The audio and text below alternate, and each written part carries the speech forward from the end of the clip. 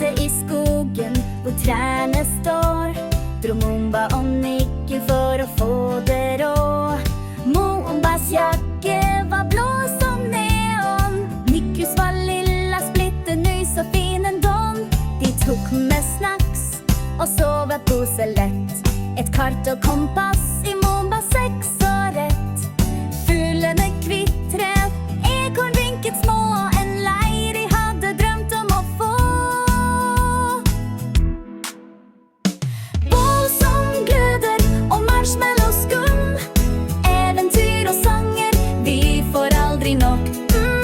Små turer under himmelen blå, med Moomba og Niku, la eventyret stå. Dans som en dino, bjeff som en valp, la oss grille marshmallows, Mooms for en hjelp. Stien de fant slynget seg rundt som et magisk bånd i en eventyrstund.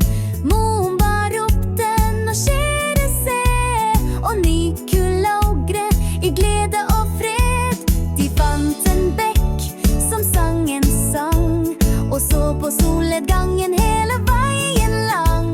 De tente et bål med gnist og smil, og sang leirsanger høyt og stilt.